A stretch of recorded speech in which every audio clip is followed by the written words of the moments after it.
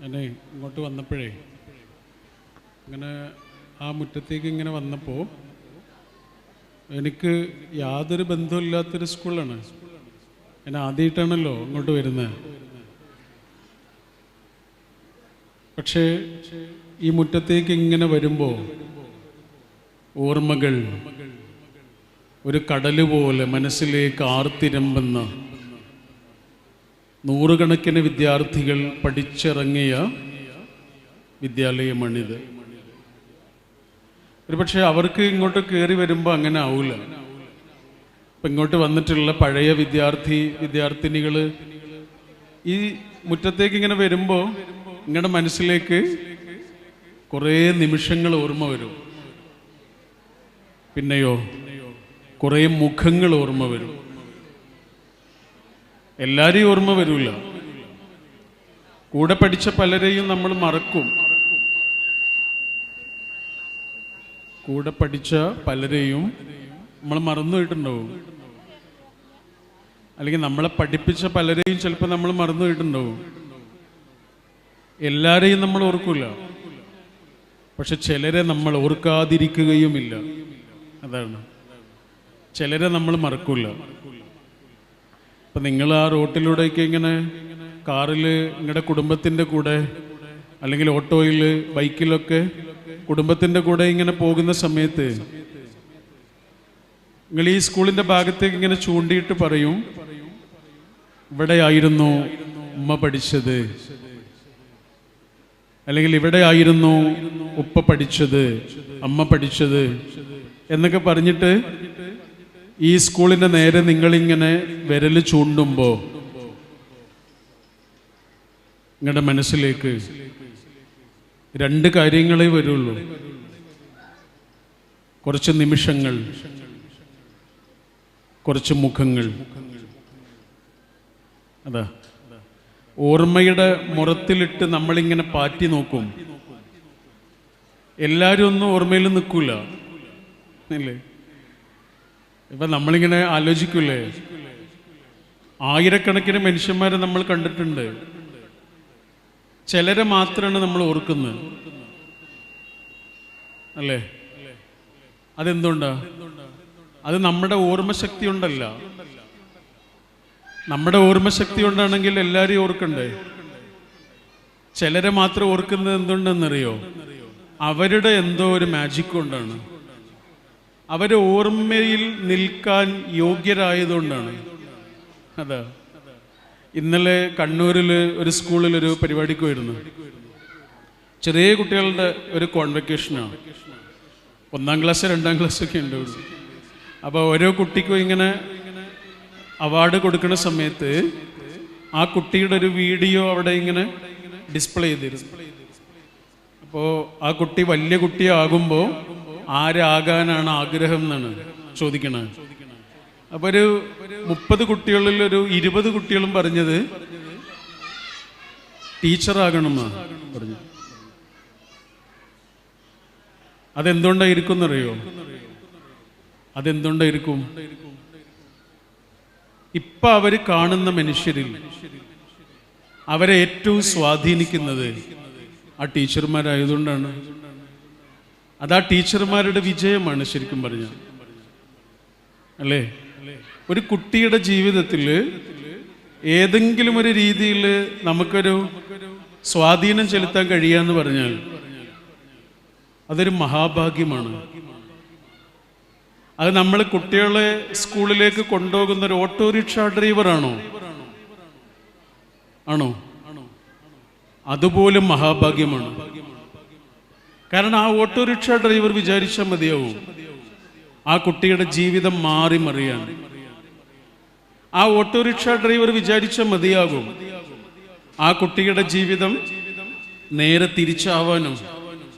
അയാളുടെ ഒരൊറ്റ പെരുമാറ്റം മതിയാകും ആ കുട്ടിക്ക് സ്കൂളിനോടും പഠനത്തോടുമുള്ള എല്ലാ താല്പര്യവും ഇല്ലാതാവാൻ.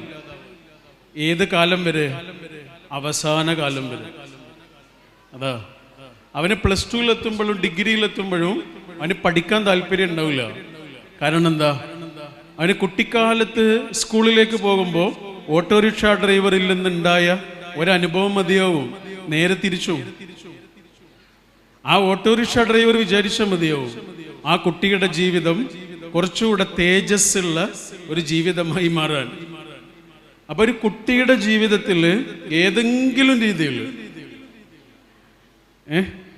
ഒരു പാരന്റ് ആയിട്ടാവാം, വല്യപ്പയോ വല്യമ്മയോ ആയിട്ടാവാം, അയൽപ്പക്കത്തുള്ള ഒരാളായിട്ടാവാം, മാഷോ ടീച്ചറോ ആയിട്ടാവാം, നമ്മൾ പ്യൂണായി ജോലി ചെയ്യുന്ന സ്കൂളിലെ കുട്ടികളോടാവാം, നമ്മൾ കാണുന്ന കുട്ടികളാവാം, പള്ളിയിലും അമ്പലത്തിലും ഒക്കെ നമ്മൾ കാണുന്ന കുട്ടികളാവാം.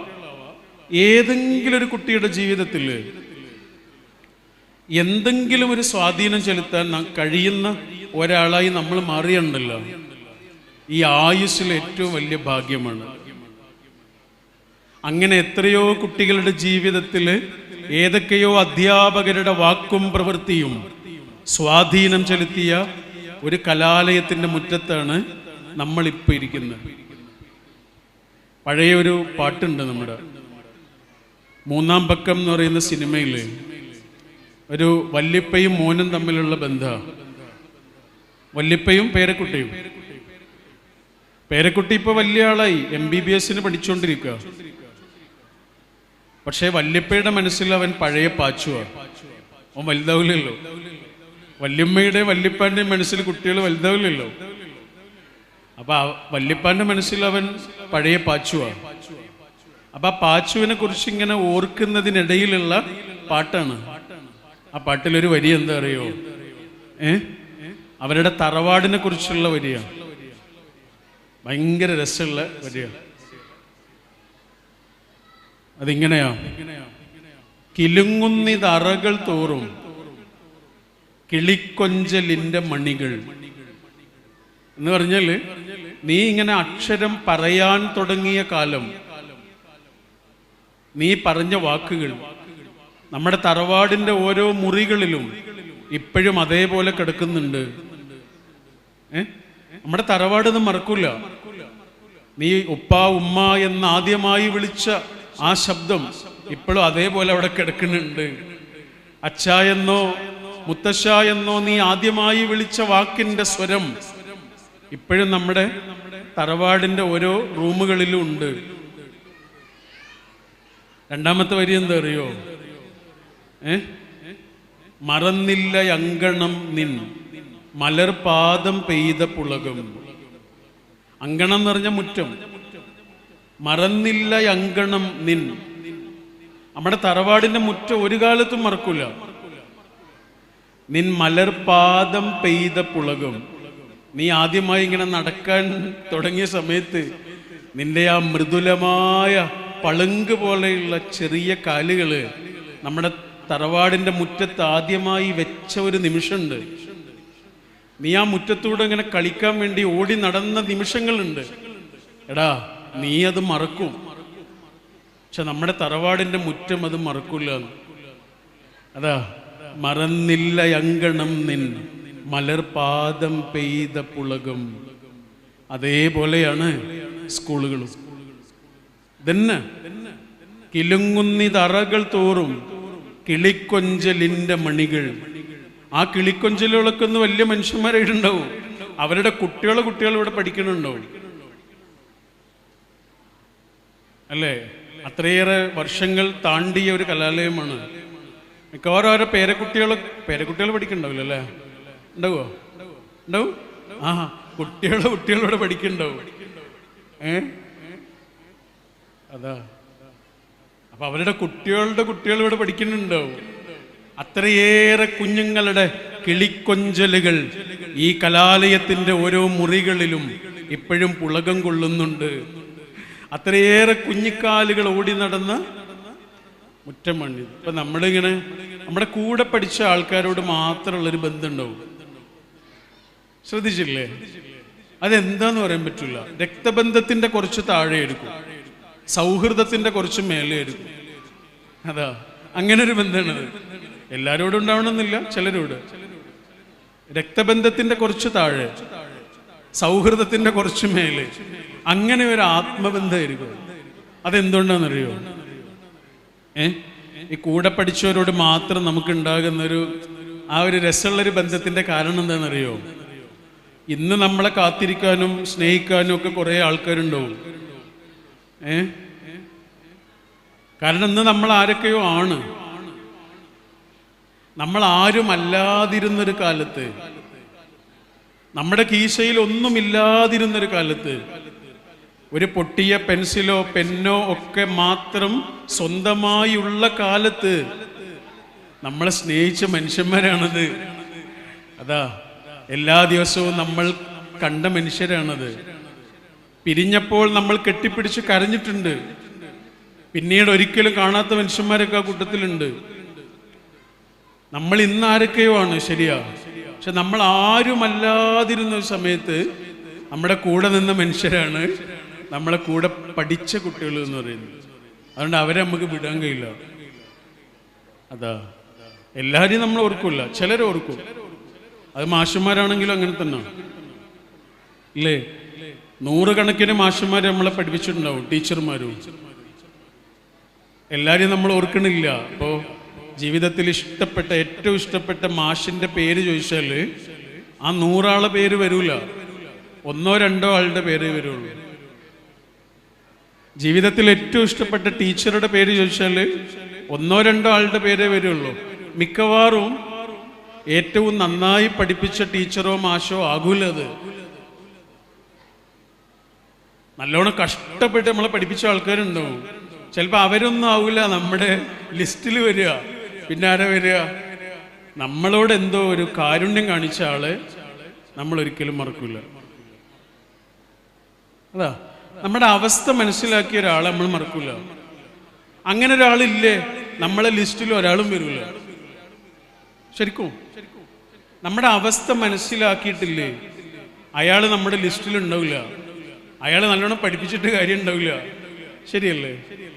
ഇപ്പൊ നിങ്ങൾ ആലോചിച്ച് നോക്കൂ, പണ്ടൊക്കെ നമ്മൾ ഹെൽമെറ്റ് ഇട്ടിരുന്നോ അല്ലെങ്കിൽ സീറ്റ് ബെൽറ്റ് ഇട്ടിരുന്നോ എന്ന് നോക്കിയിരുന്നത് പോലീസല്ലേ? അല്ലേ? ഇന്ന് ആരാ അത് കണ്ടുപിടിക്കുന്നത്? ഇന്ന് പോലീസല്ല കണ്ടുപിടിക്കണ, ഇന്ന് AI ക്യാമറകളാണ് കണ്ടുപിടിക്കുന്നത്. അല്ലേ? പോലീസിന്റെ ആ ജോലി ഇല്ല ഇപ്പോ, അത് AI ക്യാമറകളാണ് ചെയ്യുന്നത്. ഇനി കുറെ കാലം കഴിഞ്ഞാലും മാഷന്മാരും ഉണ്ടാവില്ല, മാഷന്മാരും ടീച്ചർമാരൊന്നും ചിലപ്പോൾ ഉണ്ടാവില്ല. AI വരും, പുസ്തകത്തിലുള്ളത് പഠിപ്പിക്കും, AI പോകും. സംഭവിച്ചേക്കാം. പക്ഷെ ഒരു പ്രശ്നമുണ്ട്. എന്താണെന്നറിയോ? നമ്മുടെ തലച്ചോറ് ചെയ്യുന്ന കാര്യങ്ങൾ മാത്രമേ AIക്ക് ചെയ്യാൻ കഴിയുള്ളൂ. നമ്മുടെ ഹൃദയം ചെയ്യുന്ന കാര്യങ്ങൾ ചെയ്യാൻ AIക്ക് കഴിയൂല. മുന്നിലിരിക്കുന്ന 30 കുട്ടികൾക്കും 30 സങ്കടങ്ങളുണ്ട് എന്ന് AIക്ക് മനസ്സിലാവില്ല. മുന്നിലിരിക്കുന്ന 30 കുട്ടികൾക്കും 30 പേടികളുണ്ട് എന്ന് AIക്ക് മനസ്സിലാവില്ല. 30 കുട്ടികൾക്കും കൊടുക്കുന്നത് ഒരേ ഹോംവർക്ക് ആയിരിക്കും. പക്ഷെ ആ കുട്ടികൾ 30 പേരും എത്തുന്നത് ഒരേപോലെയുള്ള കുടുംബങ്ങളിലേക്കല്ല എന്നും 30 സങ്കടങ്ങളിലേക്കും പേടികളിലേക്കുമാണ് എന്നും AIക്ക് മനസ്സിലാവില്ല. പക്ഷേ ഉള്ളു നിറഞ്ഞ് അവരെ കാണുന്ന പഠിപ്പിക്കുന്ന ഒരു മാഷിനോ ടീച്ചർക്കോ അത് കഴിയും. അതുകൊണ്ട് എത്ര AI വന്നാലും സ്നേഹമുള്ള കാരുണ്യമുള്ള മാഷന്മാരും ടീച്ചർമാരും ഇവിടെ ബാക്കിയാവും.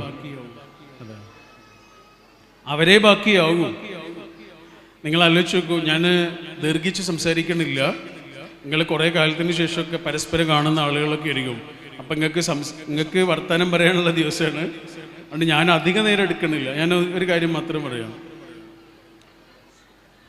നമ്മുടെ രാജ്യത്തിന് സ്വാതന്ത്ര്യം കിട്ടിയ സമയത്ത് അങ്ങോട്ട് വരണോ ഇവിടെ നിന്ന് പറഞ്ഞ പോലെ കേൾക്കണ്ടല്ലോ അല്ലേ? ഇത്ര സൗണ്ട് വേണ്ടല്ലേ? ഇത്ര വേണോ? എനിക്ക് സൗണ്ട് കൂടുന്ന പോലെ തോന്നുന്നു. അപ്പോൾ സ്വാതന്ത്ര്യം കിട്ടിയ സമയത്ത് നെഹ്റു അല്ലേ പ്രധാനമന്ത്രി? അപ്പം നെഹ്റുവിനൊരു ആഗ്രഹം ഉണ്ടായിരുന്നു, രാജ്യത്തൊരു കാർ ഫാക്ടറി തുടങ്ങണം. അപ്പൊ അന്ന് ഗാന്ധിജി ജീവിച്ചിരിപ്പുണ്ട്. ഗാന്ധിജിയോട് ചെന്നിട്ട് ചോദിച്ചു, ബാപ്പു എനിക്ക് ഇങ്ങനെ ഒരു ആഗ്രഹമുണ്ട്, കാർ ഫാക്ടറി തുടങ്ങണം എന്നൊരു ആഗ്രഹമുണ്ട് ഇവർക്ക്. അപ്പൊ ഗാന്ധിജി കേട്ടപാടെ പറഞ്ഞു അത് വേണ്ട. നമ്മുടെ നാട്ടിലത്തെ ആൾക്കാർ കാറ് പോകുന്ന ആൾക്കാരല്ലല്ലോ, കൂടുതൽ ആൾക്കാർ നടന്നു പോകുന്ന ആൾക്കാരാണ്. അതുകൊണ്ട് അവർക്കൊരു സൈക്കിളാണ് വേണ്ടത്, കാറല്ല വേണ്ടത്. കാറിന്റെ ഫാക്ടറി ഒക്കെ പിന്നെ തുടങ്ങാന്ന് പറഞ്ഞു. നെഹ്റു തുടങ്ങിയില്ല, നെഹ്റുവിന്റെ പേരക്കുട്ടിയെ തുടങ്ങിയ. അതിന് നമ്മൾ വിളിക്കുന്ന പേരാണ് മാരുതി. ഹനുമാനാണ് മാരുതി എന്ന്. മരുത്താൻ കൊണ്ടുപോയ ആളുടെ പേരാണ് മാരുതി. അപ്പോ നെഹ്റു തുടങ്ങിയില്ല. പക്ഷേ നെഹ്റുവിനോട് അന്ന് ഗാന്ധിജി ഒരു കാര്യം പറഞ്ഞിട്ടുണ്ട്. നെഹ്റുവിനെ നിങ്ങൾക്ക് അറിയില്ലേ, ദൈവവിശ്വാസിയല്ല, മതവിശ്വാസിയല്ല, ഒട്ടും സ്പിരിച്വൽ അല്ലാത്തൊരു മനുഷ്യനാണ്. ആ മനുഷ്യനോട് ഗാന്ധിജി എന്താ പറഞ്ഞറിയോ? വലിയ വലിയ തീരുമാനങ്ങൾ എടുക്കുമ്പോൾ ഒരു ദിവസം നോമ്പ് നോൽക്കണം, ഒരു ദിവസം നോമ്പ് നോൽക്കണം. അങ്ങനെ നോമ്പ് നോറ്റിട്ട് മനസ്സിനോട് ചോദിക്കണം, ഞാൻ എടുക്കുന്ന തീരുമാനം കൊണ്ട് പാവപ്പെട്ടവർക്ക് എന്ത് കിട്ടും? കിട്ടുമെങ്കിൽ ചെയ്താൽ മതി, ഇല്ലെങ്കിൽ ചെയ്യണ്ട. ചെറിയ വാക്കല്ല. 9 മണിക്ക് ബെല്ലടിച്ച് ഹാജർ പട്ടികയും ചോക്കും എടുത്ത് ക്ലാസ് മുറിയിലേക്ക് പോകുന്ന മാഷിനോട്, ടീച്ചറോട് ഗാന്ധിജി എന്താ പറയണെന്നറിയോ? നിങ്ങൾ ആ ക്ലാസ് മുറിയിലുള്ള 1 മണിക്കൂർ നേരല്ലേ, ആ 1 മണിക്കൂർ കൊണ്ട് ആ ക്ലാസ് മുറിയില് പഠിക്കാൻ ഏറ്റവും പിന്നാക്കം നിൽക്കുന്ന കുട്ടിക്ക് എന്ത് കിട്ടും? നിങ്ങളൊരു സ്കൂളിൽ 26 കൊല്ലം ടീച്ചറായി. ആ 26 കൊല്ലം കൊണ്ട് ആ സ്കൂളിലേക്ക് വന്നു പോയ പഠിക്കാൻ ഏറ്റവും പിന്നോക്കം നിൽക്കുന്ന, പഠിക്കാൻ ഏറ്റവും മടിയുള്ള, അല്ലെങ്കിൽ പഠിക്കാൻ ഏറ്റവും പ്രയാസമുള്ള കുട്ടിക്ക് നിങ്ങളെ കൊണ്ട് എന്ത് കിട്ടി? നന്നായി പഠിക്കുന്ന കുട്ടിക്ക് നിങ്ങൾ ആവശ്യമില്ല. പള്ളികളും അമ്പലങ്ങളും ഉണ്ടാക്കി വെച്ചത് ആർക്ക് വേണ്ടിയാണെന്നറിയാം? വിശുദ്ധരായ ആളുകൾക്ക് വേണ്ടിയല്ല. വിശുദ്ധരായ ആളുകൾക്ക് അതിന്റെ ആവശ്യം പോലും ഇല്ല. പിന്നെ ആർക്ക് വേണ്ടിയാ? പാപികൾക്കുള്ളതാണ്. പാപികൾക്ക് കയറി കരയാനുള്ള സ്ഥലമാണ് പള്ളികളും അമ്പലങ്ങളും. അതേപോലെ വിദ്യാലയങ്ങളും മാഷന്മാരും ടീച്ചർമാരും ആർക്കുള്ളതാണെന്നറിയാം? പഠിക്കാൻ കഴിയാത്ത കുട്ടികൾക്കുള്ളതാണ്. ആ കുട്ടികളെ ഒരു സ്റ്റെപ്പെങ്കിലും മുന്നിലേക്ക് കൊണ്ടുവരാൻ കഴിയുന്ന തരത്തില് സ്നേഹവും കരുണയും ശ്രദ്ധയുമുള്ള മാഷന്മാരെയും ടീച്ചർമാരെയും കുട്ടികൾ മറക്കൂല. അതാ ഞാൻ ഈ അടുത്ത് വായിച്ചൊരു കഥ ഉണ്ട്, നിങ്ങൾ കേട്ടതാണോ എന്നറിയില്ല. ഒരു മാഷ് കുറേ കാലം കഴിഞ്ഞ്, മാഷ് കുറേ പ്രായമായി, കുറേ കാലം കഴിഞ്ഞ് ഒരു ഹോട്ടലിൽ കയറിയപ്പോൾ മാഷ് മുമ്പ് പഠിപ്പിച്ചൊരു കുട്ടിയെ കണ്ട്. കുട്ടി വലിയ ആളായിട്ടുണ്ട്. കുട്ടിക്ക് മാഷ് കണ്ടപ്പോഴേ മനസ്സിലായി അത് ഗംഗാധരൻ മാഷാണ്. അപ്പൊ അവൻ പറഞ്ഞു, മാഷിനെ പഠിപ്പിച്ചിട്ടുണ്ട്. ആണോ? എന്താ പേര്? പേരൊക്കെ പറഞ്ഞു. മാഷിന് എന്നെ മനസ്സിലായില്ല. മാഷിങ്ങനെ ആലോചിച്ചിട്ട് പറഞ്ഞു, ഏത് കൊല്ലാ പഠിച്ചേ? അവൻ കൊല്ലൊക്കെ പറഞ്ഞു. പക്ഷെ മാഷിക്ക് അവനെ മനസ്സിലാവില്ല, ഡിറ്റക്ട് ചെയ്യാൻ പറ്റില്ല. അപ്പൊ ഇവൻ പറഞ്ഞു, മാഷേ ഒരു സംഭവം പറഞ്ഞാൽ മാഷിക്ക് എന്നെ ഓർമ്മ വരും. സംഭവോ? ആ സംഭവം എന്താണെന്നറിയോ? എൻ്റെ കൂടെ പഠിക്കുന്ന കുട്ടിയുടെ, ഞങ്ങളുടെ ക്ലാസ്സിലെ ഒരു കുട്ടിയുടെ വാപ്പ ഗൾഫിലായിരുന്നു. അവന് വാപ്പ ഒരു വാച്ച് കൊണ്ടുവന്നു, പുതിയ വാച്ച്. അവൻ ആ വാച്ചും കെട്ടിയിട്ട് ക്ലാസ്സിൽ വന്ന് ഉച്ചയായപ്പോഴേക്ക് വാച്ച് കാണാനില്ല. മാഷ്, ഞങ്ങളെ ക്ലാസ് മാഷ് വന്നിട്ട് മാഷിനോട് ഞങ്ങളെല്ലാം, ആ കുട്ടികളൊക്കെ അത് പറഞ്ഞു, വാച്ച് കാണാനില്ല എന്ന് പറഞ്ഞു. അപ്പൊ മാഷിക്ക് മനസ്സിലായി വാച്ച് ക്ലാസിന്റെ പുറത്തേക്ക് പോയിട്ടില്ല എന്ന്. അപ്പൊ മാഷ് ഞങ്ങളോട് എല്ലാവരോടും എഴുന്നേറ്റ് നിൽക്കാൻ പറഞ്ഞു. ഓർമ്മയില്ലേ? ആ ഓർമ്മ ഉണ്ടടാ. എന്നിട്ട് മാഷ് എന്താ ചെയ്തതെന്നറിയാ? ഞങ്ങളോട് എല്ലാവരോടും കണ്ണടക്കാൻ പറഞ്ഞു. ഞങ്ങളെല്ലാവരും കണ്ണ് ചിമ്മി നിന്നു. മാഷ് ഞങ്ങളുടെ ഒക്കെ പോക്കറ്റിൽ വന്നിട്ട് ഇങ്ങനെ തപ്പി. ഒരാളെ പോക്കറ്റിൽ നിന്ന് കിട്ടിയില്ലേ? ആ കിട്ടി, എൻ്റെതായിരുന്നു മാഷ്, ഞാനായിരുന്നു അത് എടുത്തത്. ഇപ്പൊ മാഷിക്ക് എന്നെ മനസ്സിലായില്ലേ എന്ന് ചോദിച്ചു. ആ സംഭവം എനിക്ക് ഓർമ്മ ഉണ്ടടാ, പക്ഷെ ആളെ എനിക്ക് മനസ്സിലായിട്ടില്ല എന്ന് പറഞ്ഞു. അതെന്താ മാഷേ? അപ്പോഴാ മാഷ് ഒരു രഹസ്യം പറയണ.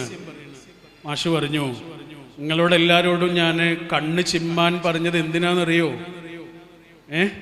നിങ്ങളെ കൂട്ടത്തിൽ ആരാണ് കള്ളനെന്ന്, ആരാണ് ആ വാച്ച് മോഷ്ടിച്ചത് എന്ന് നിങ്ങൾ ആരും അറിയാതിരിക്കാൻ വേണ്ടിയാ. എടാ, ഞാനും കണ്ണടച്ചിരുന്നു, എനിക്കും അറിയണ്ട. എൻ്റെ കുട്ടികളെ കൂട്ടത്തിൽ ആരാണ് അത് മോഷ്ടിച്ചത് എന്ന് എനിക്കും അറിയണ്ട. കാരുണ്യം എന്ന് പറഞ്ഞാൽ എന്താ അറിയോ? ചിലപ്പോൾ കണ്ണ് തുറക്കലാണ്, ചിലപ്പോ കണ്ണടച്ചു പിടിക്കലുമാണ്. നമ്മൾ മറക്കൂല. കാരുണ്യമുള്ള മനുഷ്യനെ മറക്കൂല. അതാ ഇപ്പൊ സാധാരണ ഇങ്ങനെയുള്ള വേദികളിലൊക്കെ ഇങ്ങനെ പൂക്കൾ കൊണ്ടുവന്ന് വെച്ചിട്ടുണ്ടാവും. കല്യാണത്തിനൊക്കെ കണ്ടില്ലേ പൂക്കൾ ഇങ്ങനെ വെച്ചിട്ടുണ്ടാവും. മിക്കവാറും ഇപ്പൊ നോക്കുമ്പോൾ അത് പ്ലാസ്റ്റിക്കിന്റെ പൂക്കളായിരിക്കും. ചെലവും കുറവാണ്, മാത്രമല്ല നാളെ ഉപയോഗിക്കുക, അടുത്ത കൊല്ലം ഉപയോഗിക്കുകയാണെങ്കിൽ. പ്ലാസ്റ്റിക് അല്ലാതെ റിയൽ ശരിക്കുള്ള പൂക്കളാണെങ്കിലോ വാടിപ്പോകില്ലേ? അത് നാളെ ഉപയോഗിക്കാൻ പറ്റൂലല്ലോ. പ്ലാസ്റ്റിക് ആണെങ്കിലോ വാടൂല, കൊഴിയൂല, നിറം പോവില്ല, തളരൂല. റിയൽ ആണെങ്കിൽ തളരും. നമ്മൾ റിയലാണ്, നമ്മൾ പ്ലാസ്റ്റിക് അല്ലേ. ഉള്ളിൽ മനസ്സെന്ന് പറയുന്നൊരു സാധനം ഉണ്ട്. അതുകൊണ്ട് അതിൻ്റെ എല്ലാ അവസ്ഥകളും നമുക്കുണ്ടാവും. അതാ ആ അവസ്ഥയെ മനസ്സിലാക്കുന്ന മനുഷ്യന് നമ്മൾ മറക്കൂല. നമ്മുടെ പഴയൊരു പാട്ടുണ്ടല്ലോ, നിങ്ങൾക്ക് എല്ലാവർക്കും ഇഷ്ടമായിരിക്കും. അത് കേൾക്കാത്തവരുണ്ടെങ്കിൽ കേൾക്കേണ്ട പാട്ടോ. ബന്ധുവാര് ശത്രുവാര് എന്ന് പറഞ്ഞ പാട്ടില്ല, എല്ലാവർക്കും ഇഷ്ടമായിരിക്കും. അത് കേട്ടാൽ അവിടെ കുറച്ചു നേരം നമ്മളിങ്ങനെ നിൽക്കും. അതെന്തുകൊണ്ടാണെന്നറിയോ? പുതിയ കുട്ടികൾക്ക് വരെ ഇഷ്ടമാണ് ആ പാട്ട്. അതെല്ലാ മനുഷ്യന്റെ ഉള്ളിലെ കരച്ചിലാണ് ആ പാട്ട്. ശ്രീകുമാരൻ തമ്പി എന്ന വിസ്മയകരമായ നമ്മുടെ ഒരു പ്രതിഭാശാലി എഴുതിയ പാട്ടാ. ആ പാട്ടിലൊരു വരിയുണ്ട്, ഭയങ്കര രസമുള്ളൊരു വരിയാണ്. എന്താ അറിയോ? നമ്മളിങ്ങനെ ഒരു വീട് കണ്ടാൽ അത് എത്ര വലുതാണ് എന്നൊക്കെ നോക്കൂലേ? എത്ര സ്ക്വയർ ഫീറ്റ് ഉണ്ട്, അല്ലെങ്കിൽ എത്ര ഫ്ലോർ ഉണ്ട്, തട്ടുണ്ട് എന്നൊക്കെ നോക്കൂലേ? അതിനെക്കുറിച്ചാണ് പറയുന്നത്. നിലകൾ എണ്ണുവതിൽ കഥയെന്ത് പൊരുളെന്ത്. എത്ര വലിയ വീടാണ് എന്നൊക്കെ നോക്കുന്നതിലെടാ എന്തർത്ഥമാണുള്ളത്. എന്നിട്ട് അടുത്ത വരി എന്താ അറിയോ? ഹൃദയലയം കാണും കുടിലേ മണിമാളിക. എല്ലാ വീട്ടിലും ഇങ്ങനെ എഴുതി വെക്കേണ്ട വരിയാണെന്ന് തോന്നുന്നുണ്ട്. ഹൃദയലയം കാണും കുടിലേ മണിമാളിക. തൊട്ടടുത്തുള്ള മനുഷ്യന്റെ മനസ്സ് കാണുന്നത് എവിടെയാണോ, അങ്ങനെയുള്ള മനുഷ്യന്മാർ ജീവിക്കുന്നത് എവിടെയാണോ അത് കൊട്ടാരമാണ്. അതൊരു കുടിലാണെങ്കിൽ പോലും. തൊട്ടപ്പുറത്ത് കിടക്കുന്നൊരു ടീനേജറായ കുട്ടിയുണ്ട്, 15, 16, 17 വയസ്സുള്ള കുട്ടിയുണ്ട്. ആ കുട്ടിക്ക് ആ കുട്ടിയുടേതായ സ്ട്രെസ് ഉണ്ട്, ആ കുട്ടിയുടേതായ സങ്കടങ്ങളുണ്ട്, ആ ഏജിൽ വരുന്ന പ്രശ്നങ്ങളുണ്ട്. നമ്മൾ പറയും ദേഷ്യം വന്നു, അവന് ഭയങ്കര ദേഷ്യമാണ് അല്ലേ, 7ാം ക്ലാസ് കഴിഞ്ഞപ്പോൾ ആളാകെ മാറി, ഇങ്ങനെയൊക്കെ പറയും നമ്മൾ അല്ലേ. പണ്ടൊക്കെ നമ്മൾ വിളിക്കുന്നിടത്തേക്ക് വരുന്ന കുട്ടിയായിരുന്നു, നമ്മളെന്താണോ പറയണത് അതായിരുന്നു ഇഷ്ടം. ഇപ്പം ആളാകെ മാറി, ഭയങ്കര ദേഷ്യമാണ്, അനിയത്തിയോട് ദേഷ്യം വരും, ഒറ്റയ്ക്കിരിക്കാനാണ് ഇഷ്ടം, ഇങ്ങനെയൊക്കെ പറയില്ലേ. സത്യത്തിൽ എന്താണ് ആ കുട്ടിക്ക് സംഭവിച്ചത്? ആൺകുട്ടിയാവട്ടെ പെൺകുട്ടിയാവട്ടെ എന്താ സംഭവിച്ചത്? എന്താ ടീനേജിലെത്തുമ്പോ എന്താണെന്നറിയോ? ഇവിടെ ഇത്രയേറെ സഹോദരിമാരിക്കണില്ലേ? നിങ്ങളൊരു 13 വയസ്സോ 14 വയസ്സോ ഒക്കെ മുതൽ ഓരോ മാസവും 7 ദിവസം കടന്നു പോകുന്ന കഷ്ടദിനങ്ങളില്ലേ? ഉള്ളിൽ ഗർഭപാത്രം ഉണ്ട് എന്നുള്ള ഒരൊറ്റ കാരണം കൊണ്ട് നിങ്ങൾ കടന്നു പോകുന്നതാ. നിങ്ങൾക്ക് വേണ്ടിയല്ല, മനുഷ്യവംശത്തിന് വേണ്ടി. ആ സമയത്ത് നിങ്ങൾ ഞങ്ങളോട് വന്നിട്ട് പറയില്ലേ, എനിക്ക് എന്താണെന്നറിയില്ല, ഭയങ്കര ദേഷ്യം വരുന്നുണ്ട്, കാരണമില്ലാതെ കരച്ചിൽ വരുന്നുണ്ട്, എന്നെ ദേഷ്യം പിടിപ്പിക്കരുത്, ഇന്നാൾ പറഞ്ഞ പോലെ ഒന്നും എന്നോട് പറയരുത് എന്നൊക്കെ ഇങ്ങനെ ഞങ്ങളോട് വന്നിട്ട് നിങ്ങൾ പറയില്ലേ? അത്രയും മൂഡ് സ്വിങ്സ് ഉണ്ടാവും. അതെന്തുകൊണ്ടാണെന്നറിയോ? നിങ്ങൾക്ക് ആ സമയത്ത് നിങ്ങളുടെ ശരീരത്തിൻ്റെ ഉള്ളിൽ ഹോർമോണിൻ്റെ വലിയ മാറ്റങ്ങൾ നടക്കുന്നുണ്ട്. അതാ ഹോർമോണിൻ്റെ വേലിയേറ്റം നടക്കുന്നുണ്ട്. അതുകൊണ്ടാണത്. ഇത് ആണുങ്ങൾക്ക് ഉണ്ടാ, ഈ ഹോർമോണിന്റെ കഠിനമായ വേലിയേറ്റം പുരുഷന്മാർക്കുണ്ടോ? ജീവിതത്തിൽ ഒരേ ഒരു പ്രാവശ്യമുണ്ട്, അതാണ് ടീനേജ്. അപ്പൊ ആ കുട്ടിയെ നമ്മൾ എത്ര മനസ്സിലാക്കണം? ആൺകുട്ടിയാവട്ടെ പെൺകുട്ടിയാവട്ടെ, ആ കുട്ടിക്ക് തന്നെ മനസ്സിലാവില്ല എന്താ സംഭവിക്കണ. സൗണ്ട് മാറി, രൂപം മാറി, ശരീരത്തിൽ വ്യതിയാനങ്ങൾ വരുന്നു, ഇഷ്ടങ്ങൾ മാറുന്നു, എല്ലാ തരത്തിലും ആ മനുഷ്യൻ ഒരു ഇൻഡിവിജ്വൽ ആകാൻ തുടങ്ങി. നമ്മൾ പറയും ദേഷ്യം വരികയാണ് കുട്ടിക്ക്. അവന്റെ ഉള്ളിലുള്ള പ്രശ്നങ്ങൾ അവന് പുറത്തേക്ക് കാണിക്കാൻ ചിലപ്പോൾ ദേഷ്യമായിരിക്കും വഴി. അതാ ഈ അടുത്ത് ഞാനൊരു പ്രസംഗം കേട്ടിരുന്നു. അദ്ദേഹം മരിച്ചുപോയി. അദ്ദേഹം ആ ഗുരു വലിയൊരു ഗുരുവാ, ഒരു ബുദ്ധമത പണ്ഡിതനാണ്.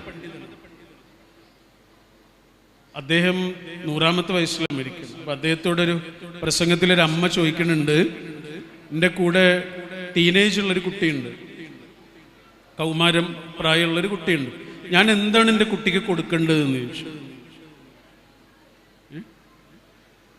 എനിക്ക് മനസ്സിലാവണില്ല, ഞാൻ എന്താ എൻ്റെ കുട്ടിക്ക് കൊടുക്കേണ്ടതെന്ന് ചോദിച്ചു. അപ്പൊ അദ്ദേഹം ആകെ പറഞ്ഞ എന്താണെന്നറിയോ? ആകെ ഒരു വാക്ക പറഞ്ഞ അദ്ദേഹം പറഞ്ഞു, പ്ലീസ് ഹഗ് ഹിം.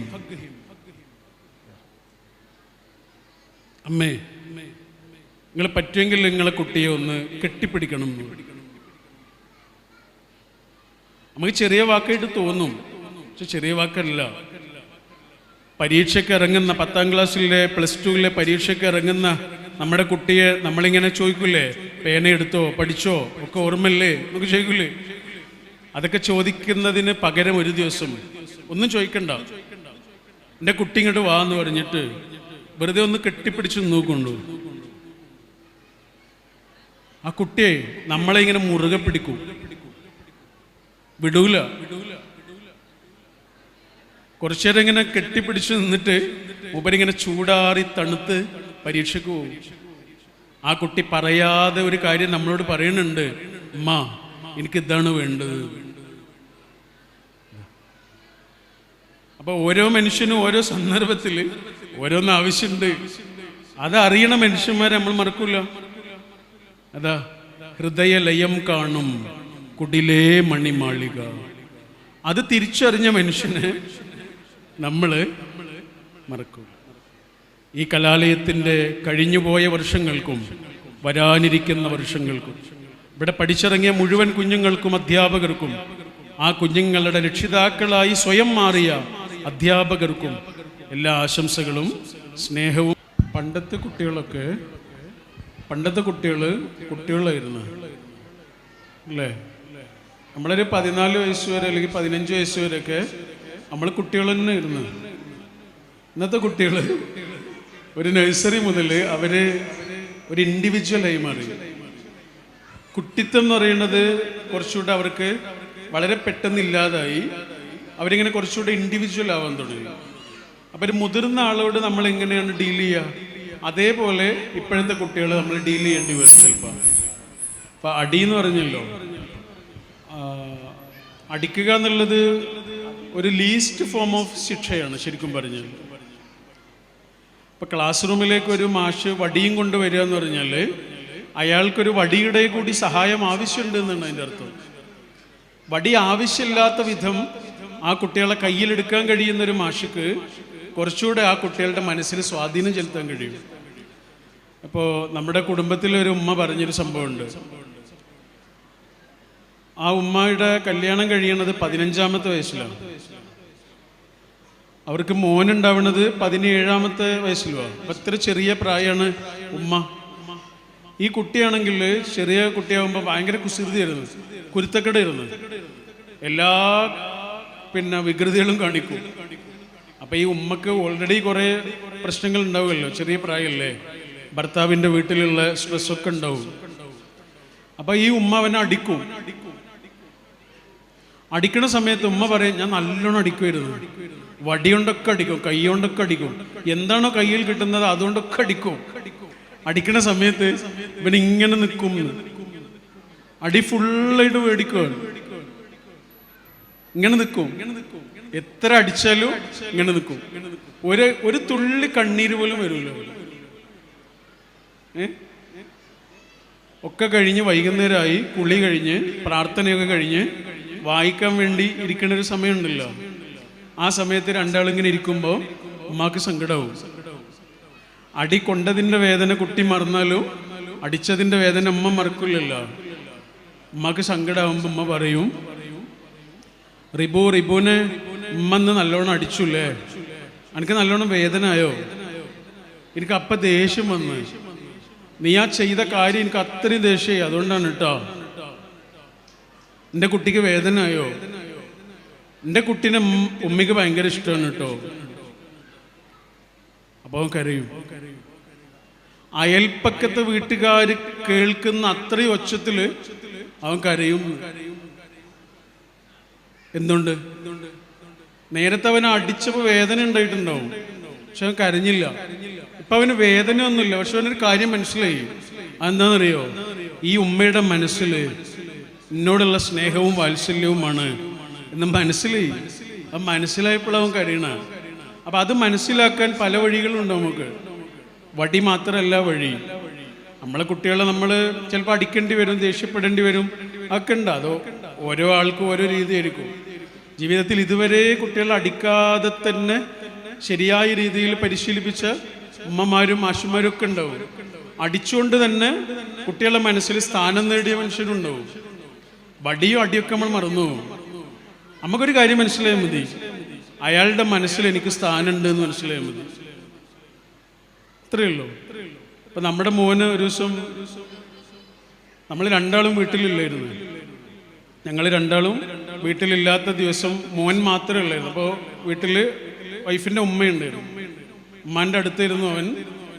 അങ്ങനെ അവന് സാധാരണ കളിക്കാൻ പോകുന്ന ഒരു ഗ്രൗണ്ട് ഉണ്ട്, ആ ഗ്രൗണ്ടിലേക്ക് കളിക്കാൻ പോയി. അവിടെ എന്തോ ഒരു അടിയുണ്ടായി. അവൻ ചെറിയ കുട്ടിയാ, ഒരു 4ാം ക്ലാസ്സിലോ 5ാം ക്ലാസ്സിലോ ഒക്കെ ആയിരിക്കും. അടി ഉണ്ടായിട്ട് ഒരു കുട്ടി ഇവനെ അടിച്ച്, നല്ല അടി, ഇവിടെ ഒരു പാടൊക്കെ ഉണ്ടായിരുന്നു. അങ്ങനെ അവൻ കരഞ്ഞുകൊണ്ട് വീട്ടിലേക്ക് വന്ന് ഉമ്മയോട് പറഞ്ഞു, ഉമ്മ ഇങ്ങനെ എന്നെ ആ കുട്ടി അടിച്ചു എന്നൊക്കെ പറഞ്ഞു. അപ്പോൾ അടിച്ച കുട്ടി കുടുംബത്തിൽപ്പെട്ട വേറൊരു കുട്ടിയാണ്, അതുകൊണ്ടൊന്നും പറയാൻ പറ്റില്ലല്ലോ. അങ്ങനെ ഉമ്മ അവനെ സമാധാനിപ്പിച്ച് വൈകുന്നേരം രാത്രിയായപ്പോൾ ആ കുട്ടിയുടെ ഉമ്മ വിളിക്കുന്നുണ്ട്, അജു അവനെ അടിച്ചുല്ലേ, ഇപ്പോഴാണ് ഞാൻ അറിഞ്ഞത്. മോൻ എന്തെങ്കിലും ബുദ്ധിമുട്ടുണ്ടോ, വേദന ഉണ്ടോ, എന്തെങ്കിലും പറ്റിയിട്ടുണ്ടോ എന്നൊക്കെ ചോദിച്ചു. അപ്പൊ ഉമ്മിയുടെ മടിയിൽ അവൻ കിടക്കുന്നുണ്ട്. ഉമ്മി പറഞ്ഞു, ഇല്ല ഓനൊരു പ്രശ്നമല്ല, യാതൊരു പ്രശ്നമില്ല, ഓൻ ഉറങ്ങിയിട്ടുണ്ട് എന്ന് പറഞ്ഞു. പിറ്റേ ദിവസമാണ് ഞങ്ങൾ വരുന്നത്. ഞങ്ങൾ വന്ന ഉടനെ മോനെ ഞങ്ങളെ രണ്ടാളെയും റൂമിലേക്ക് കൊണ്ടുപോയിട്ട് ആദ്യം പറയണത് എന്താ അറിയോ? ഓൻ പറഞ്ഞു, അമ്മ ഇന്നലെ ഞാൻ ഗ്രൗണ്ടിലേക്ക് പോയപ്പോൾ അവിടുന്ന് ഓൻ എന്നെ അടിച്ച്, ഞാൻ വേദനിച്ചിട്ട് അങ്ങോട്ട് വന്ന്. ഇങ്ങോട്ട് രാത്രി ഓൻ്റെ ഉമ്മ വിളിച്ചിട്ട് ചോദിച്ച്, എനിക്കെന്തെങ്കിലും പ്രയാസമുണ്ടോ, വേദന ഉണ്ടോ എന്ന് ചോദിച്ചു. അപ്പോൾ ഉമ്മി പറഞ്ഞ എന്താ അറിയോ? എനിക്ക് വേദന ഒന്നുമില്ല. ഉമ്മ അവനെ അടിച്ച പള്ളിനേക്കാൾ എനിക്ക് വേദന ആയത് ഉമ്മ അത് പറഞ്ഞപ്പോഴാണ്. എനിക്ക് നല്ല വേദന ഉണ്ടായിരുന്നു, ഉമ്മ എന്തേ സത്യം പറയാതിരുന്നതെന്ന് ചോദിച്ചു.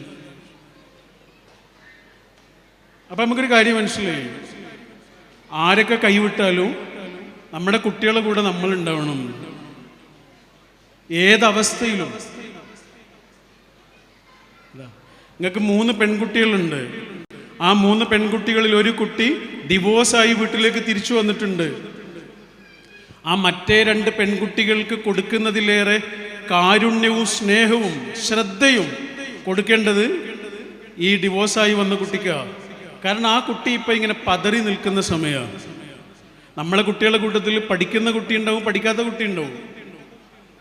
പഠിക്കുന്ന കുട്ടിയോട് നമ്മളൊന്നും പറയണ്ട, അവൻ്റെ കാര്യങ്ങളൊക്കെ ചെയ്യണ്ടാവും. പഠിക്കാത്ത കുട്ടിയില്ലേ, ആ കുട്ടിക്ക് നമ്മളെ കൊണ്ട് എന്ത് കിട്ടുന്നു എന്നുള്ളതാണ് പ്രശ്നം. ആ കുട്ടിക്ക് നമ്മളെ കൊണ്ട് എന്ത് കിട്ടുന്നു, അതാ.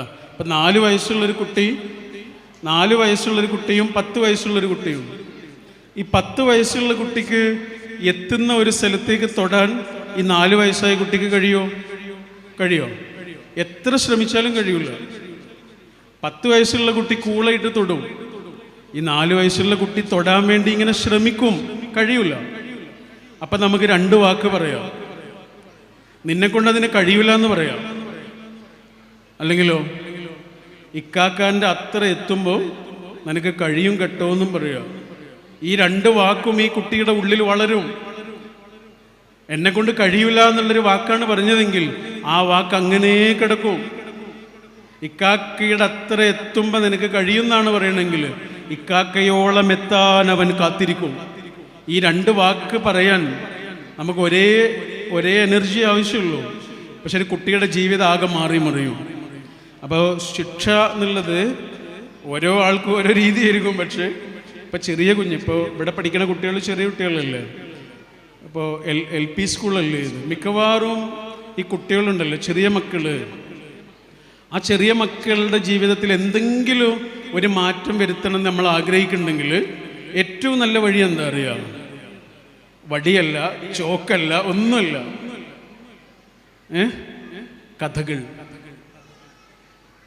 കഥകളാണ്. സ്റ്റോറി തെറപ്പി എന്ന് തന്നെ പറയൂ. കഥകൾ അത്രയേറെ സ്വാധീനിക്കുന്ന പ്രായമാണ് ഒരു ചെറിയ കുഞ്ഞിൻ്റെ മനസ്സ് എന്ന് പറയുന്നത്. ആ പ്രായം പ്രത്യേകിച്ചും ആ കുട്ടി ഇങ്ങനെ ഉറങ്ങിയിട്ട് ഇങ്ങനെ ഉറക്കത്തിലേക്ക് പോകുന്നൊരു സമയമുണ്ടല്ലോ, ഇടയ്ക്കിടയ്ക്ക് ഇങ്ങനെ അടയൊക്കെ ചെയ്യുന്ന സമയത്ത്, ആ സമയത്ത് നമ്മൾ പറഞ്ഞു കൊടുക്കുന്ന കാര്യങ്ങളില്ലേ, എൻ്റെ കുട്ടി നല്ല കുട്ടിയാണ് കേട്ടോ, എൻ്റെ കുട്ടി സത്യം പറയുന്ന കുട്ടിയാണ് കേട്ടോ എന്നൊക്കെ പറഞ്ഞ് നമ്മളിങ്ങനെ ആ കുട്ടിക്ക് കൊടുക്കുന്ന ചെറിയ ചെറിയ വാക്കുകളില്ലേ, ആ വാക്ക് ഭയങ്കര മാജിക്കൽ വാക്കുകളായിരിക്കും. ആൽഫ സ്റ്റേജ് എന്ന് അതിന് പറയാം. ഉറക്കത്തിലേക്ക് ഇങ്ങനെ പോകുന്ന കുട്ടിയുടെ ഈ കോൺഷ്യസ് അല്ലാത്തൊരു മനസ്സുണ്ട്, നമ്മുടെ ഉള്ളിൻ്റെ ഉള്ളിലൊരു മനസ്സ്, ആ മനസ്സാണ് അത് കേൾക്കുക. അപ്പം അതവിടെ കിടക്കും. മനസ്സിലായില്ലേ? അപ്പോൾ ഒരു പാരൻ്റ് എന്ന് പറയുമ്പോൾ ജീവിതത്തിൻ്റെ ഓരോ സന്ദർഭത്തിൽ ഇങ്ങനെ ഒബ്സർവ് ചെയ്തുകൊണ്ടിരിക്കുക കുട്ടിയെ. പണ്ടൊക്കെ പറയാ കുട്ടികൾ വളരുന്നത് ശ്രദ്ധിക്കുക എന്ന് പറയുക, അല്ലെ, അല്ലെങ്കിൽ കുട്ടികളെ ശ്രദ്ധയോടെ വളർത്തുക എന്നൊക്കെ പറയും. ഇന്ന് കുട്ടികളുടെ ഓരോ വളർച്ചയുടെ ഘട്ടങ്ങളും ഒബ്സർവ് ചെയ്യേണ്ട ജോലിയാണ് നമുക്കുള്ള. പണ്ടത്തെ 10 വയസ്സുള്ള കുട്ടിയാണ് ഇന്നത്തെ 4 വയസ്സുള്ള കുട്ടി, അല്ലേ?